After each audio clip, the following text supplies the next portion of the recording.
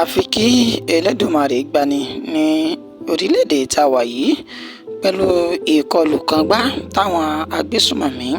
ajínigbé àti aṣekúpani èyí tí wọ́n ti mú gẹ́gẹ́ bí iṣẹ́ òòjọ́ léyìí tí wọ́n gùn lé. Àwọn agbésùmọ̀mí aṣekúpani ni wọ́n tún ti ṣọṣẹ́ ní Bàṣà tí ń ṣe ìjọba ìbílẹ̀ Shiroro ní ìpínlẹ̀ Niger báyìí, pẹ̀lú bí wọ́n ṣe gé orí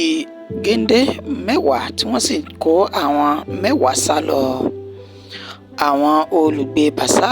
ní ìjọba ìbílẹ̀ Shiroro ní ìpínlẹ̀ Niger wọ́n ṣe ní àlàyé wípé àwọn agbésùmọ̀mí aṣekúpani náà ni wọ́n ti ń ṣe ìkìlọ̀ fún àwọn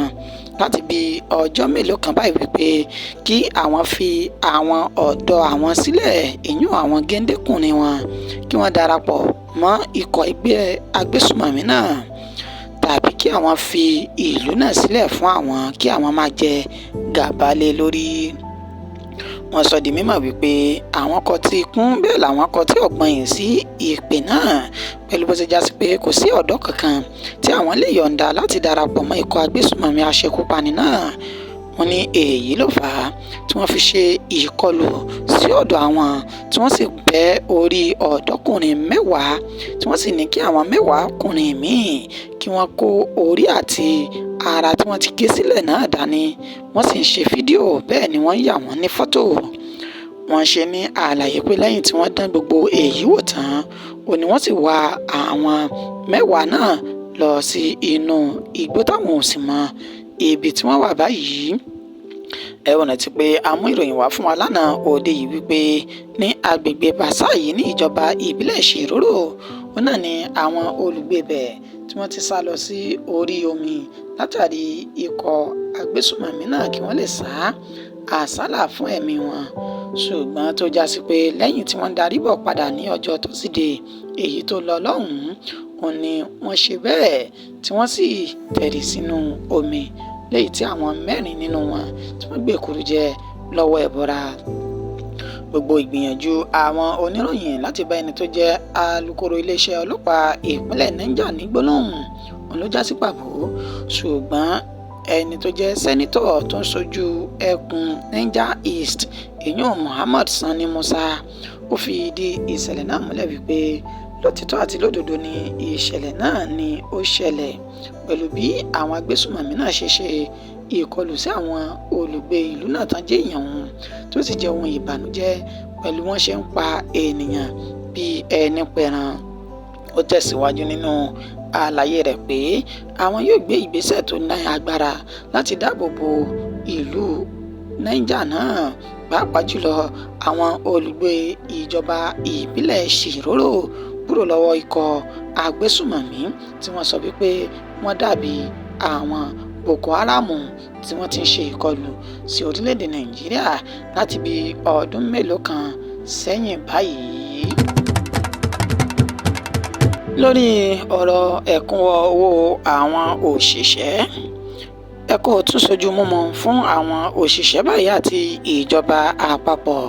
pẹ̀lú bó ṣe já sí pé ìpàdé tí wọ́n tún ṣe lánàá òde yìí òun ló tún ṣe bẹ́ẹ̀ tí ó tún fi orí sánpọ́n látàrí pé owó tí ìjọba àpapọ̀ tún kéde gẹ́gẹ́ bí ẹ̀kúnwọ́ owó àwọn òṣìṣẹ́ òun ló tún ṣe bẹ́ẹ̀ tí kò tẹ́ àwọn òṣìṣẹ́ náà lọ́rùn. Bí ẹ bá gbàgbé, àwọn òṣìṣẹ́ nílẹ̀ yìí, ẹgbẹ́ òṣìṣẹ́ nílẹ̀ yìí NLC àti TUC ó ní wọ́n ti fi igi gún ìyanṣẹ́lódì wọn èyí tí wọ́n gùn lé ní ọjọ́ Ajé Monday ọ̀sẹ̀ tí à ń lò lọ́wọ́ yìí, tó sì já sí wípé wọ́n ní ìjọba àpapọ̀ ó ti fi ẹnu kò láti ṣe ẹ̀kún owó oṣù àwọn òṣìṣẹ́ náà. A sì mú ìròyìn wá fún wa láìpẹ́ yìí wípé ẹni tó jẹ́ mínísítà fún ètò ìṣúná nílẹ̀ yìí ìyún Wálé Ẹ̀dùn òun ló ti ṣe bẹ́ẹ̀ gbé àbá ẹ̀kún owó oṣù àwọn òṣìṣẹ́ lọ sí ilé ìjọba àpapọ̀ ní Àbújá. Ṣùgbọ́n tí ìròyìn míì jáde wípé àhesọ ọ̀rọ̀ àti irọ́ tó jìnnà sí òtítọ́ ó ní ìròyìn náà. Gbogbo ẹ̀ báyìí lánàá òde yìí tí ń ṣe ọjọ́ keje oṣù kẹfà ọdún tá a wà yìí ọjọ́ ẹtì Friday ó ní ẹgbẹ́ òṣìṣẹ́ àti ikọ̀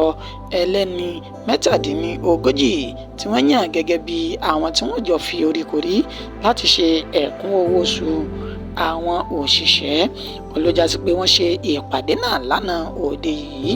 ṣùgbọ́n tí àbájáde ìpàdé ọ̀hún kò tún so èso rere pẹ̀lú bó ṣe já sí pé ìjọba àpapọ̀ ó ní wọ́n gbèrò láti fi ẹgbẹ̀rún méjì náírà kún ẹgbẹ̀rún lọ́nà ọgọ́ta náírà tẹ́lẹ̀ rí tó fi jẹ́ 62,000 naira lẹ́kùnwó owó àwọn òṣìṣẹ́ ṣùgbọ́n ẹgbẹ́ òṣìṣẹ́ nílẹ̀ yìí ni wọ́n fárígá wípé kò sí ohun tó ń jẹ́ bẹ́ẹ̀ àwọn náà sì mú owó wọn náà wá sí owó tó jẹ́ 250,000 naira láti dèdè owó tí wọ́n pè ní 494,000 naira tẹ́lẹ̀ tí wọ́n ní tí àwọn ń béèrè lọ́dọ̀ ìjọba àpapọ̀ òun ni èyí wàyí o ìjọba ti sọ tiwọn bẹ́ẹ̀ náà ni ẹgbẹ́ òṣìṣẹ́ nílẹ̀ yìí náà fi ohùn lédè lórí tiwọn ṣùgbọ́n ìyàlẹ́nu ló tún jẹ́ wípé àwọn gómìnà ìpínlẹ̀ kọ̀ọ̀kan làwọn náà fárígá tí wọ́n sì fi ẹ̀hónú tàwọn náà wípé ìjọba àpapọ̀ tó gbé ẹgbẹ̀rún lọ́nà ọgọ́ta náírà jáde níṣe ni kòró ti àwọn ìjọba ìpínlẹ̀ kọ̀ọ̀kan mọ́ tiwọn pẹ̀lú bó ṣe já sí pé àwọn kò lè ní agbára láti san owó tó jẹ́ 60,000 naira náà fún àwọn òṣìṣẹ́ ìpínlẹ̀ àwọn bí kì í ṣe bẹ́ẹ̀ níṣe ni àwọn yóò jẹ gbèsè lórí ẹ̀kúnwó owó oṣù àwọn òṣìṣẹ́ náà àti tọ̀tún pẹ̀lú tòsì òun ni wọ́n ti fi oríkorí lánàá òde yìí ṣùgbọ́n tí kò tíì sí ìfẹnukò kankan lórí owó ọ̀hún tí ẹgbẹ́ òṣìṣẹ́ nílẹ̀ yìí sì dúró lórí pé 250,000 naira ní ẹ̀kún owó tí àwọn lè fún ìjọba àpapọ̀ láǹfààní rẹ̀ láti san. lóòótọ́ ni pé afẹ́nilóbìnrin kì í fi ojú rẹ̀ wò ni ó ní ọ̀rọ̀ Ibrahim Ògúnrìndé èyí tí ó gbìyànjú láti pa arákùnrin kan tó jẹ́ ọlọ́kadà látàrí pé ó yan ìyàwó òun lálẹ́. Ikọ̀ Ogun State Community Social Orientation and Safety Corps tí wọ́n tún pè ní SOSAFE ó ní ó ti fi ọwọ́ òfin mú ọ̀dọ́kùnrin tí wọ́n pe orúkọ rẹ̀ ní Ibrahim Ògúnrìndé ní ẹni tó ń gbé ní ìlú Adu ní ojú òpópónà Ajẹbọ Mile 6 ní Abẹ́òkúta báyìí lórí ẹ̀sùn pé ó gbìyànjú láti gbẹ̀mí géńdékùnrin akẹgbẹ́ rẹ̀ èyí tí orúkọ rẹ̀ ń jẹ́ Kúsù Daniel ní ọjọ́ kẹfà oṣù kẹfà ọdún tí a wà yìí ó ní wọ́n fi páńpẹ́ òfin mú Ibrahim náà lẹ́ni tí wọ́n sọ wípé ó gbìyànjú láti ṣekú pa Kúsù Daniel tí ọ̀pọ̀lọpọ̀ èèyàn mọ̀ sí Jẹ́jẹ́ èyí tó ń gbé ní agbègbè Olúbọ̀ ní Abẹ́òkúta wọ́n ní ìṣẹ̀lẹ̀ náà ni ó ṣẹlẹ̀ ní ọjọ́ karùn-ún oṣù kẹfà tí ń ṣe ọjọ́rú wẹ́sídẹ̀ẹ́ èyí tí à ń lò lọ́wọ́ nínú ọ̀sẹ̀ yìí pẹ̀lú bó ṣe já sí wípé ó gbé arákùnrin náà ní ọ̀kadà tó sì sọ wípé kí ó gbé òun lọ sí ìlú kan èyí tí ó wà nítòsí wọn ṣe ní àlàyé pé lásìkò tó gbé ọkùnrin ọ̀hún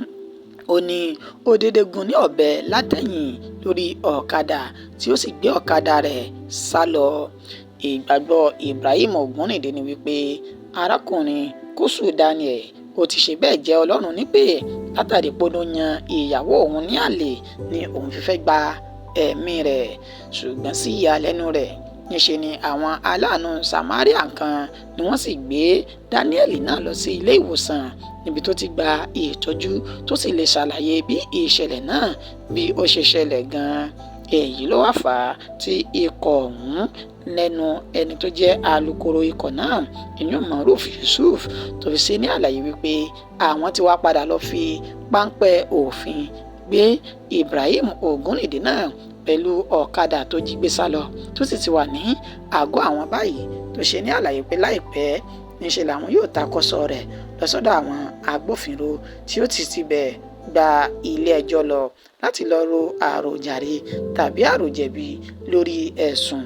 èyí tí wọ́n fi kàn án ọ̀hún. Ìròyìn wa kò ní jù báyìí lọ fún ti òwúrọ̀ ní ẹni tó mú wá fún etí ìgbọ̀yìn náà ní àyànfẹ́ Elédùmarè. Ẹ ṣé tẹ̀ ń bá wa subscribe sórí ìkànnì yìí,